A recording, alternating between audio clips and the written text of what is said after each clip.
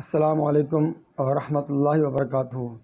میرے معزز معاشرے والوں، آج آپ سے میں ایک ایسا دل خراش واقعہ آپ سے میں شیئر کرنے لگا ہوں کہ جن کو سن کر بڑے بڑے سخت دل والے بھی یقین کریں موم ہو جائیں، مگر بدقسمتی سے ایسے پتھر دل لوگ بھی اس معاشرے کے اندر موجود ہیں بدقسمتی سے پاکستان میں، کہ جن کے اتنے بڑے واقعات سن کے اور اپنی آنکھوں سے اتنی بڑے جو ہے نا کہ وہ مطلب واقعات دیکھ کے آنکھوں سے سن کے ان کے دل پھر بھی نرم نہیں ہوتے ہیں۔ کیوں؟ کیونکہ ان کے دلوں پر اللہ نے ایک مہر لگا دی ہوتی ہے۔ واقعہ کیا ہے؟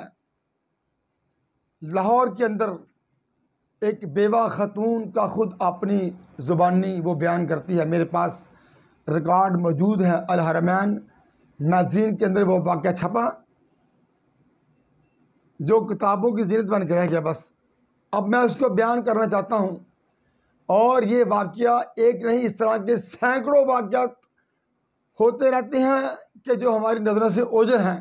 واقعہ کیا ہے کہ وہ عورت خود بیان کرتی ہے، وہ کہتی کہ میرے شوہر کے فوت ہونے کے بعد کاروباری لوگ آئے ہمارے پاس،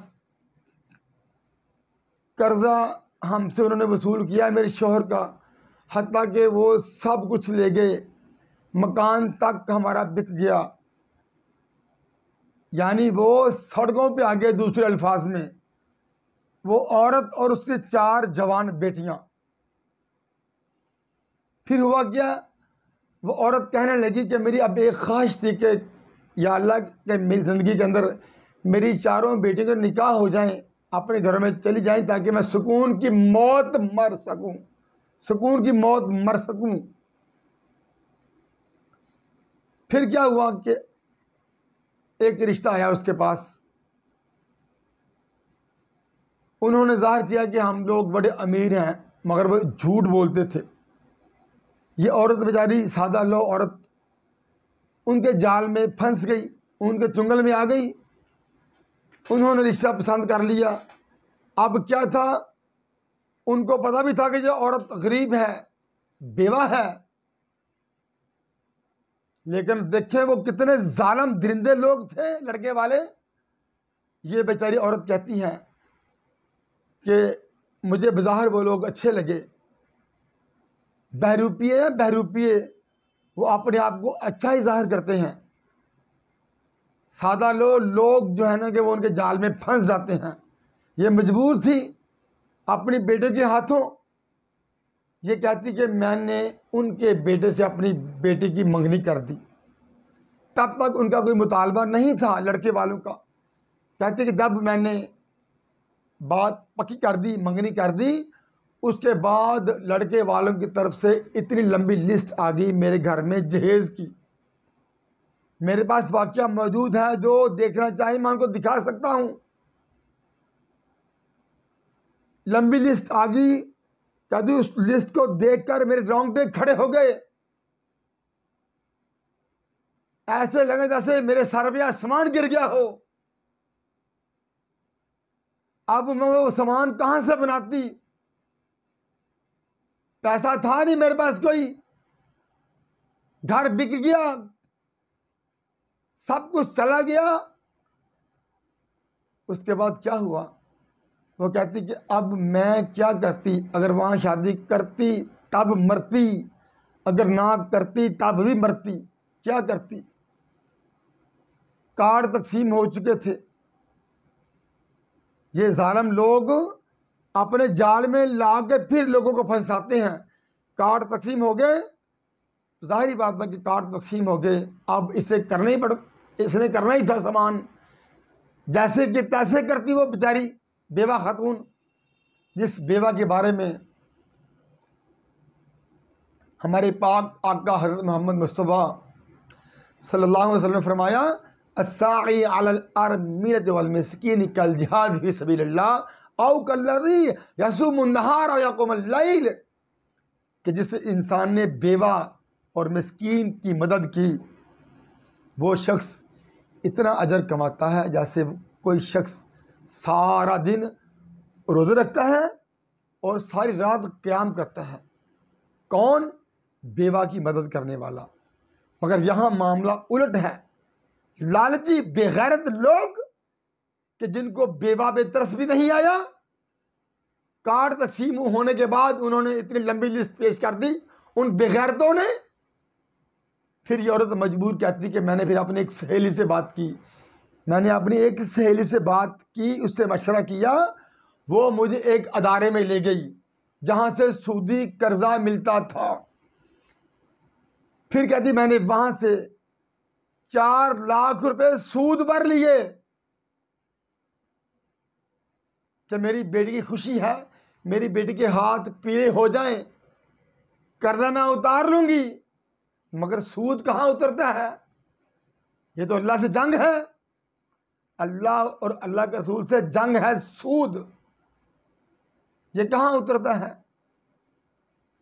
کہتی کہ میں نے 4 لاکھ روپے سود پر لیے، 4 لاکھ سود پر لے کر میں نے پھر بھی ان کی پوری لسٹ پوری نہیں کر سکی، ان کی ڈیمانڈ کو۔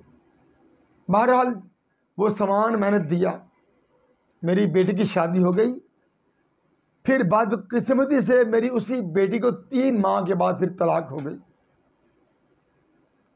اب کیا ہے؟ اب وہ کہتی کہ اس بات کو 6 سال ہو گئے ہیں،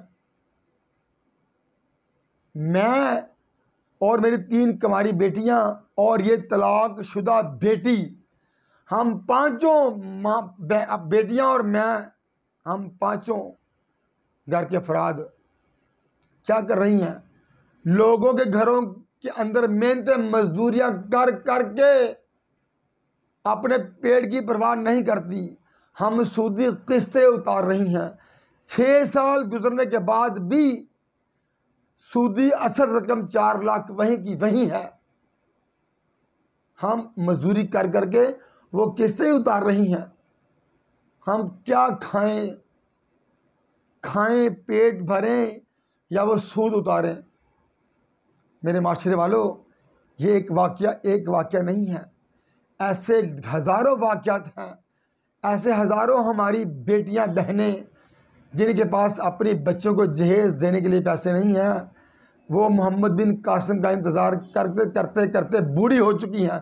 کروڑوں بیٹیاں قبروں میں جا چکی ہیں، کروڑوں جا رہی ہیں اور کروڑوں جائیں گی اگر آپ لوگ ابھی بھی آپ لوگ نہ جاگے۔ معاشرے والوں، اللہ کا واسطہ میں آپ کو کہتا ہوں دے کر خدا را اپنی آنکھوں سے جو ہے نا پٹی لالچ کی اس کو اتار پھینکے۔ اسلام میں نہ جہیز ہے، نہ بچی والوں پر کھانے کا بوجھ ہے۔ اسلام کے مطابق اگر آپ نکاح کریں، اللہ کی قسم بچی والوں کے ذمہ 1 روپیہ بھی نہیں ہے۔ اگر کسی کی 6 بیٹیاں ہونا تو قرآن کے مطابق 6 کا خرچہ مردوں کے ذمہ ہے۔ جب 6 بچیوں کا خرچہ 6 خاوند کریں گے، پھر غریب ماں باپ کو بتائیں کوئی ٹینشن باقی رہے گی؟ کیوں اس کا بوجھ تقسیم ہو گیا؟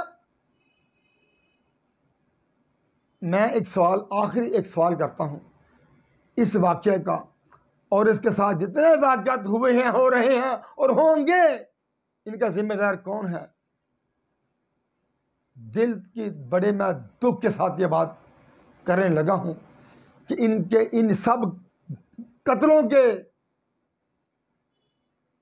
ان زنا ہونے کے، چوریوں کے، ڈاکوں کے ذمہ دار کون ہیں؟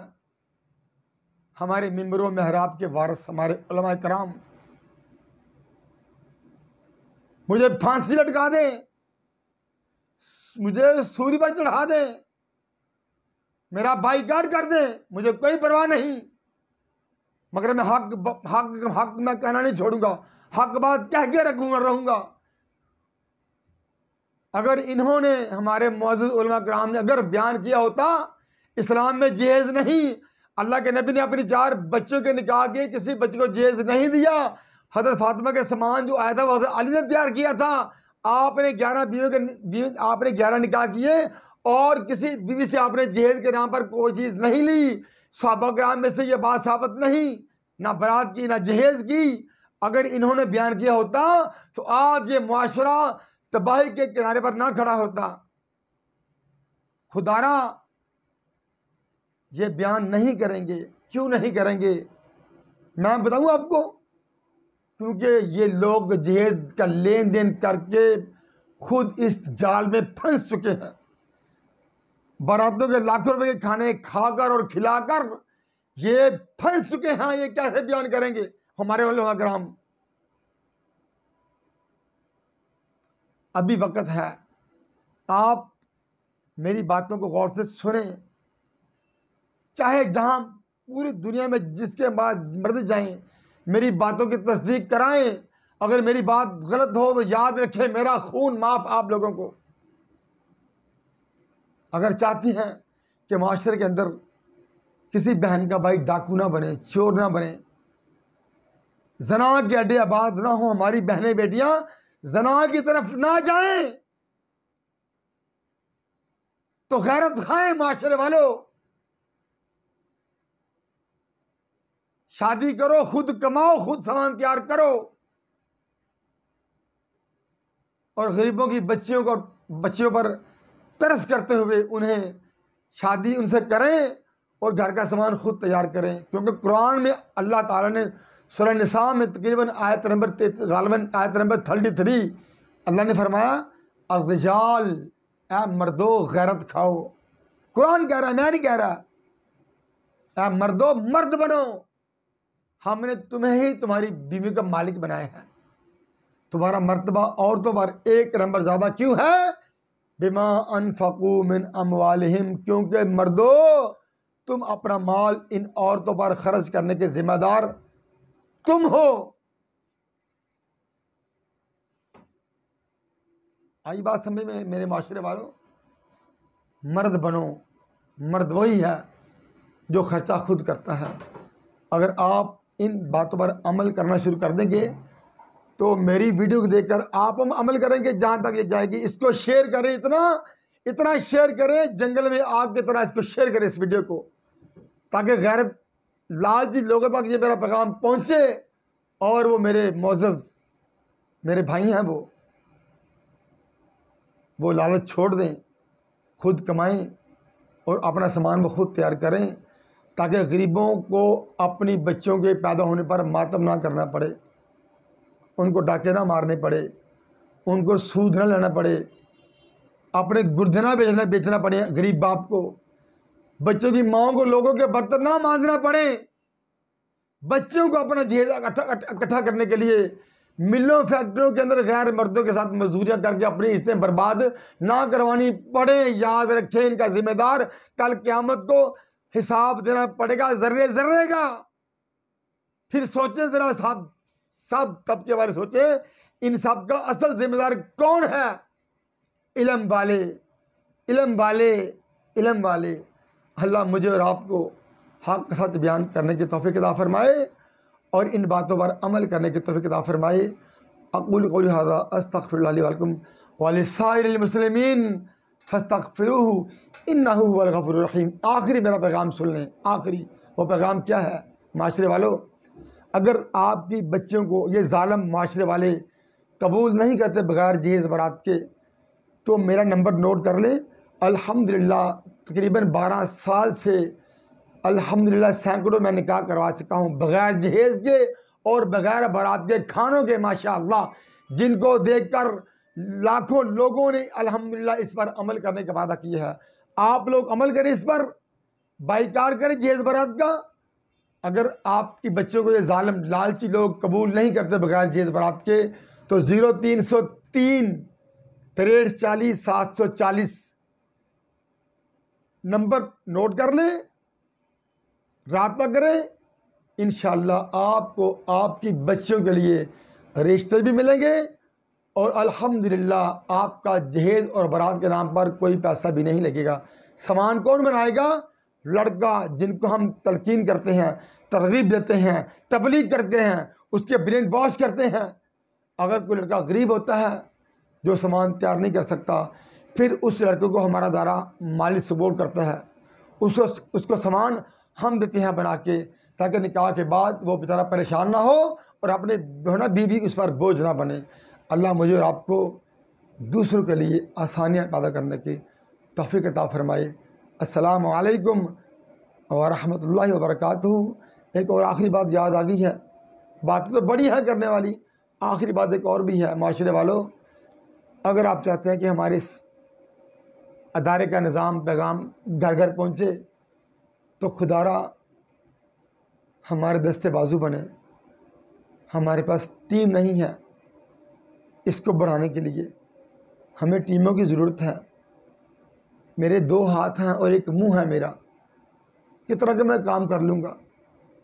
اگر میرے پاس لڑکے ہوں گے، غریب علاقوں میں دفاتر قائم کر سکتا ہوں تاکہ میرا بوجھ تقسیم ہو اور کام زیادہ ہو، زیادہ نکاح ہوں اور نکاح زیادہ نشر ہوں اس طریقے سے، اور نکاح آسان ہو، نکاح عام ہو۔ جب نکاح آسان ہوگا تبھی عام ہوگا، جب نکاح آسان ہوگا تبھی عام ہوگا، جب نکاح آسان عام ہوگا انشاءاللہ تعالی پھر معاشرہ جرائم سے پاک ہوگا۔ السلام علیکم ورحمۃ اللہ وبرکاتہ۔